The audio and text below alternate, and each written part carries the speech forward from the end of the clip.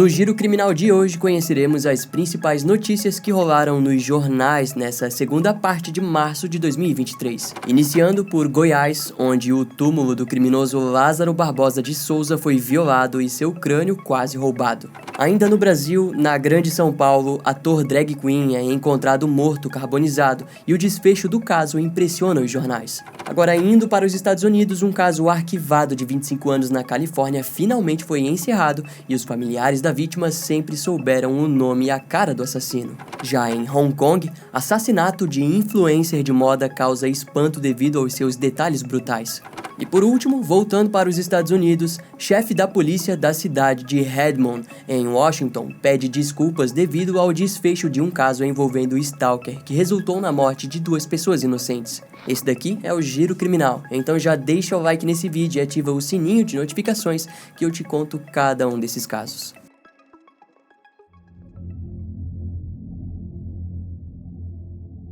O mês de junho de 2021 foi um período inesquecível para o povo brasileiro. Durante 20 dias, a mídia acompanhou a fio a fuga do criminoso Lázaro Barbosa de Souza, de 32 anos. Na época, o sujeito estava sendo procurado por latrocínio e por acusações de estupro pela Polícia do Distrito Federal. Uma força-tarefa até mesmo chegou a ser criada que contava com mais de 200 homens nas buscas pelo criminoso.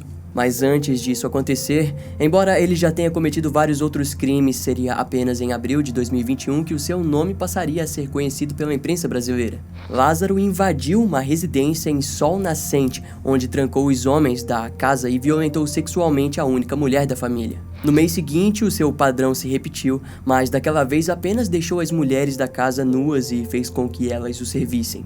Eventualmente, os seus crimes se intensificaram quando, em um sítio em Incranove, na cidade de Ceilândia, 2 homens e um adolescente foram assassinados por suas mãos. Ao fugir, Lázaro levou consigo a única mulher da família, Cleonice Marques, de 43 anos, que foi executada e descartada em um córrego. Na autópsia foi informado que a mulher havia sido violentada sexualmente e teve sua orelha decepada pelo criminoso. Nos dias seguintes, Lázaro se dirigiu até Goiás, onde continuou a aterrorizar a região, fazendo várias vítimas como reféns e as obrigando a socializar com ele. Em alguns momentos, ele as fez usarem drogas ou consumirem álcool ao seu lado. Além de que costumava glorificar-se de seus crimes que naquela altura já estavam sendo noticiados. No dia 12 de junho, Lázaro se envolveu em uma troca de tiros com a polícia, mas conseguiu fugir do local. Um grande cerco foi formado pelas autoridades, mas mesmo assim ele conseguiu por muito tempo roubar veículos e continuar fugindo. Quando o criminoso avistava uma barreira policial, ele abandonava o carro e fugia a pé em direção à mata. Em 15 de junho, Lázaro novamente participou de uma troca de tiros e feriu de raspão um policial. No dia seguinte, ele invadiu uma residência e levou a família inteira para a mata como reféns, mas um dos membros havia conseguido avisar a polícia. Em resultado, o criminoso acabou os deixando fugir e desapareceu. Alguns dias mais tarde, a imprensa compartilhou um fator interessante no caso. De acordo com o secretário de Segurança Pública de Goiás, 2 pessoas haviam sido presas suspeitas de ajudarem Lázaro durante a sua fuga. Esses cúmplices o ajudaram propositalmente, oferecendo comida e abrigo contra a polícia. Eventualmente, a força-tarefa ocupou cerca de 34 fazendas para proteger os moradores do criminoso e patrulhas intensas foram organizadas na mata da região.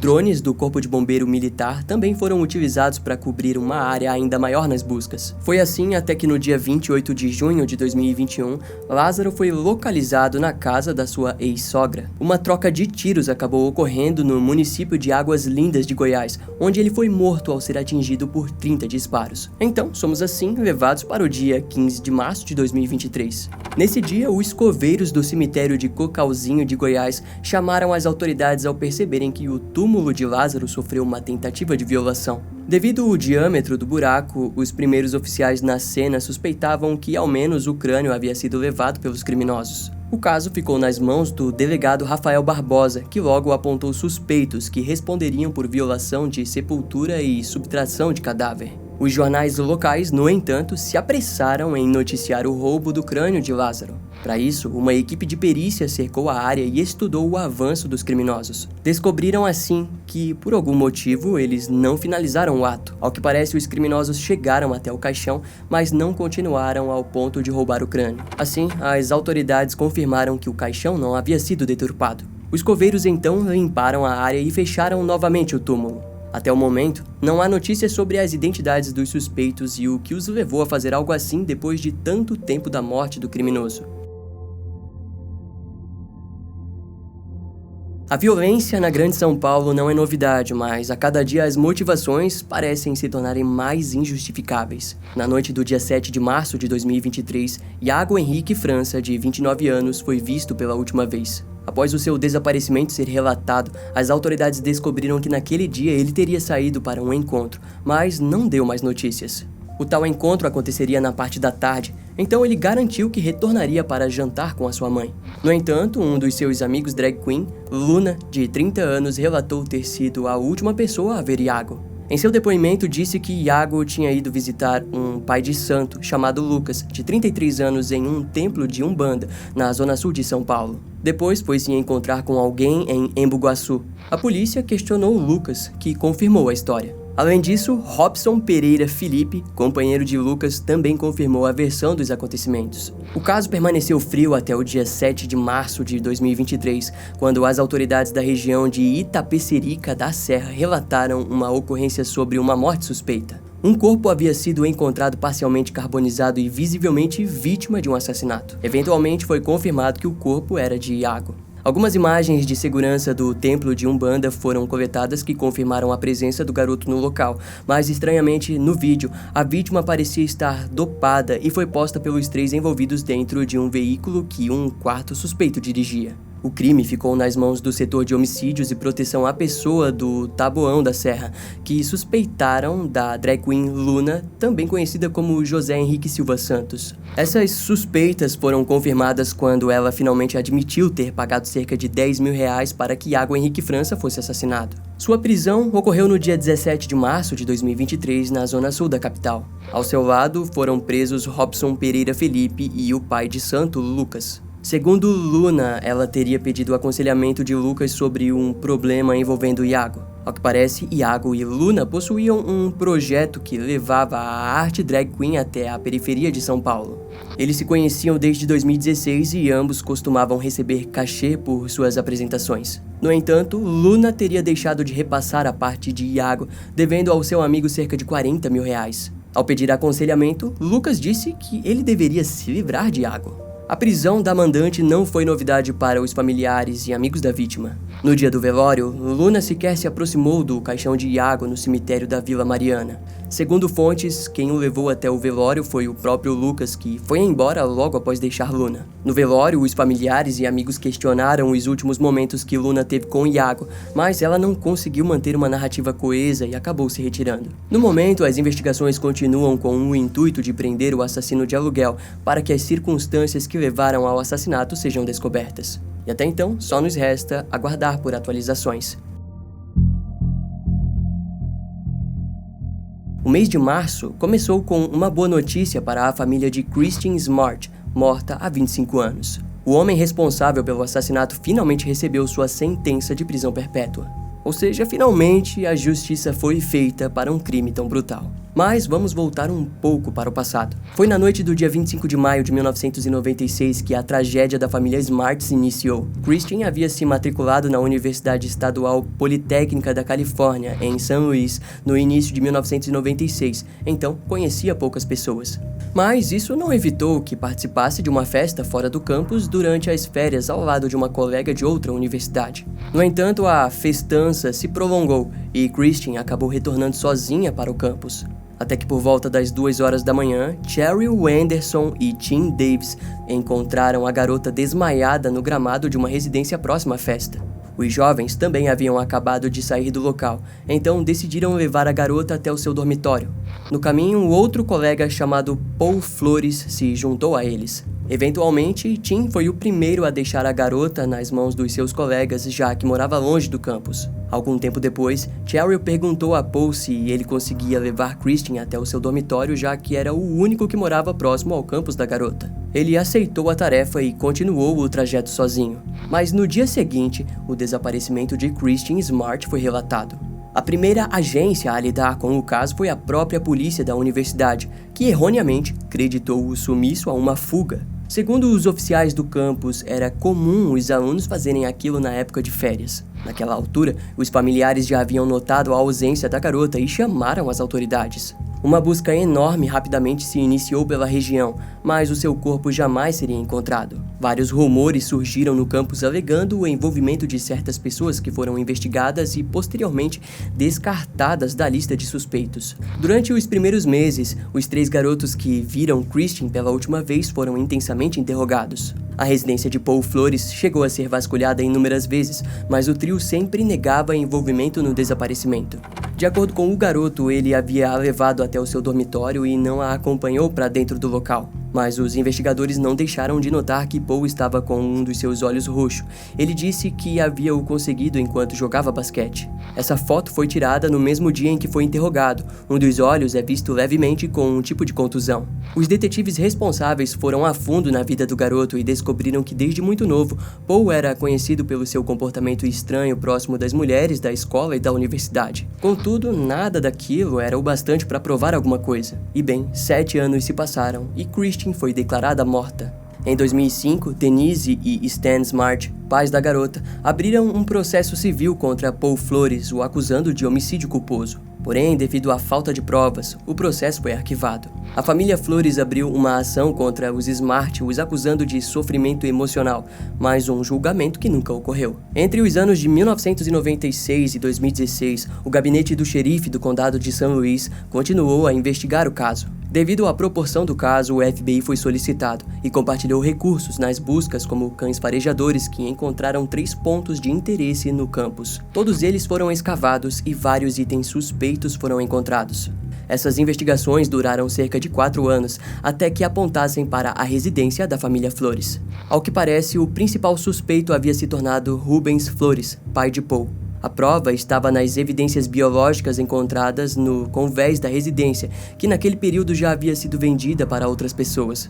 Além do mais, posteriormente, um brinco seria encontrado pelos novos moradores, item que seria indicado como pertencente a Christian. Dentro do FBI, o caso do desaparecimento de Christian Smart sempre foi considerado como de alta prioridade, garantindo assim uma investigação completa e coesa. Em abril de 2020, o condado de São Luís Obispo contou com a ajuda do departamento do xerife de Los Angeles nas investigações. Assim, conseguiram aplicar um mandado de busca na residência de Paul Flores, que já estava longe da cena do crime original e havia se tornado um adulto repugnante. Em sua casa foram encontradas evidências de drogas de estupro, vídeos caseiros que mostravam Paul em atos de sodomização e violência sexual contra jovens garotas. No começo de 2021, ele foi oficialmente preso sob suspeita de porte de arma. A polícia apostou na prisão por porte ilegal para garantir que ele ficasse tempo bastante preso até que uma acusação por assassinato fosse preparada. Em março, a residência do pai do acusado foi investigada, sendo o principal objetivo a análise de um Volkswagen antigo usado pelo suspeito desde a época do desaparecimento de Christian Smart. Pouco tempo depois, Paul foi acusado por assassinato e Rubens Flores por cumplicidade. Segundo o promotor distrital do condado de São Luís Obispo, Paul Flores tentou violentar sexualmente de Christian, mas o ato acabou gerando o homicídio culposo em 1º grau. A promotoria acreditava que o pai do suspeito teria o ajudado a esconder o corpo. Em outubro de 2022, Paul Flores foi condenado por assassinato em 1º grau. Entretanto, Rubens Flores foi inocentado pelo júri. Os detalhes do crime não são públicos, mas um dos júris disse que precisou passar por aconselhamento espiritual devido ao estresse que o caso estava causando. Por esse motivo, ele foi demitido e o veredito anulado. Assim, as deliberações recomeçaram, garantindo o mesmo resultado contra o criminoso. Contudo, a audiência de sentença veio a ocorrer apenas em março de 2023. Resultando na condenação de 25 anos de prisão perpétua para Paul Flores. Embora o corpo de Christian Smart jamais tenha sido encontrado, o desfecho para o acusado trouxe paz para a família que sempre soube quem era o assassino. De acordo com as fontes, Paul não parecia conhecer pessoalmente a vítima, mas agiu de maneira oportunista para se aproveitar sexualmente de Christian Smart. E como resultado, a garota de apenas 19 anos perdeu a sua vida injustamente. Nas últimas semanas de fevereiro de 2023, a morte brutal da influenciadora digital chinesa Abby Choi, de 28 anos, vem recebendo atenção mundial. Ela era conhecida por produzir conteúdo de moda e luxo para os seus mais de 100 mil seguidores no Instagram. No momento da tragédia, Abby Choi estava no auge de sua carreira. Uma semana antes do seu desaparecimento, ela havia participado da Semana de Moda de Paris e tinha se tornado um nome conhecido dentro do universo da moda internacional. No começo de fevereiro, Abby foi a capa da revista L'Officiel de Mônaco e era a influenciadora mais procurada pela indústria da moda. Contudo, no dia 21 de fevereiro foi a última vez que seria vista com vida. Sua família logo notou a ausência da garota e uma mega operação foi realizada nas buscas por ela. A principal pista foi um aterro sanitário, onde as autoridades permaneceram por 3 dias. No total, 120 oficiais participaram das buscas no local, mas nenhum vestígio do seu paradeiro foi encontrado. Conforme as investigações se intensificavam, um grupo de oficiais foi até um departamento de Taipo, onde o Esquadrão Criminal Regional de West Kowloon localizou o seu corpo desmembrado.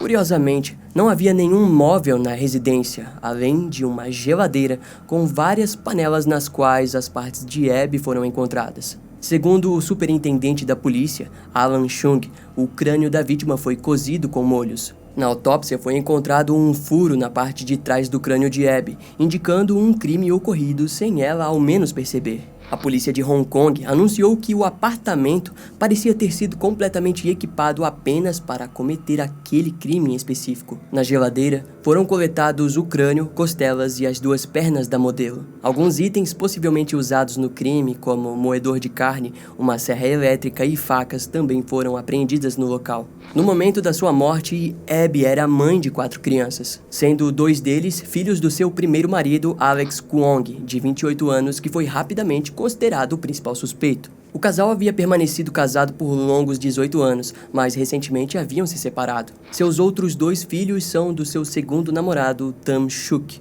A polícia apostou tudo em Alex, devido ao fato de que, embora não estivessem em um relacionamento, Abby havia dado um apartamento de luxo para os seus ex-sogros, o qual desejava vender. O irmão do seu ex-marido também atuava como motorista pessoal da modelo. Em poucos dias, a prisão de Alex Kwong, do seu irmão Anthony e do seu pai Cal foi anunciada. Todos eles foram presos sob acusação de assassinato. A polícia não deixou de notar que Alex estava nitidamente tentando fugir da cidade quando foi encontrado. A ex-sogra de Abby, Jenny Lee, de 63 anos, também foi presa acusada por destruir provas importantes da investigação. Ao que parece, a família havia contado com a ajuda de um quinto envolvido para conseguirem alugar o apartamento em que o crime foi concebido. Em março, as autoridades apontaram a causa do crime como uma disputa por parte de Abby Choi com a família do seu ex-marido. O apartamento que ela havia dado aos seus ex-sogros e que desejava vender valia cerca de 47 milhões de reais. Segundo as autoridades, Abby vinha sustentando a família de Alex Kwong há anos. Mas quando demonstrou intenção de vender o apartamento, os seus sogros reagiram negativamente. Para eles, como Abby não era casada com o seu namorado atual, os seus filhos deveriam receber o apartamento como herança, resultando na premeditação para o seu assassinato. Até o momento, o torso e as mãos da modelo continuam desaparecidos, e não há indicação de quando o julgamento contra os 5 criminosos vai acontecer. Embora não tenhamos tanto contato com notícias sobre stalkers, esse ano um caso dessa natureza chocou a internet. Uma podcaster foi perseguida por meses e finalmente morta pelo seu obsessor. Precisamos de um pouco de contexto. Zohar Sadegh, de 33 anos, possuía um podcast focado em dar dicas de tecnologia. Ela era formada com uma pós-graduação na Universidade de Washington e havia atuado como engenheira de software até a sua última empresa fechar as portas. Zohar morava na cidade de Redmond, em Washington, ao lado do seu marido Mohamed Milad Nazeri, de 35 anos. Ele já havia saído da Google e atualmente trilhava uma carreira na Amazon.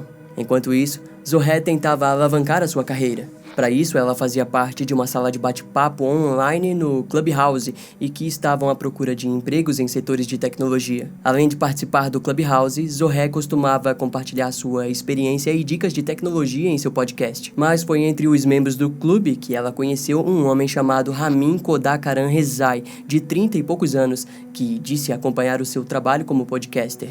Inicialmente, a relação entre ambos foi normal. No entanto, não demorou muito para que Zohé percebesse que algo estava errado. Em 6 de novembro de 2021, ela entrou em contato com Ramin para pedir que ele a deixasse em paz. Naquela altura, o sujeito frequentemente a enviava mensagens diárias e fazia ligações com diferentes tipos de celulares. Zohé bloqueou cada um dos números, mas aquilo logo se provou inútil. Ela então foi até a polícia e relatou o evento. As autoridades foram até a residência de Ramin e o deram um aviso, mas não pareceu ter adiantado, pois na véspera de Natal de 2022, Ramin apareceu na casa da mulher com um buquê de flores. Ele havia nitidamente feito aquilo após a saída do marido da mulher. Vale ressaltar que durante os meses anteriores ela já havia recebido cerca de 50 ligações do sujeito. E para aumentar ainda mais o horror de Zohé, os próprios amigos da garota informaram que também estavam recebendo ligações de Ramin.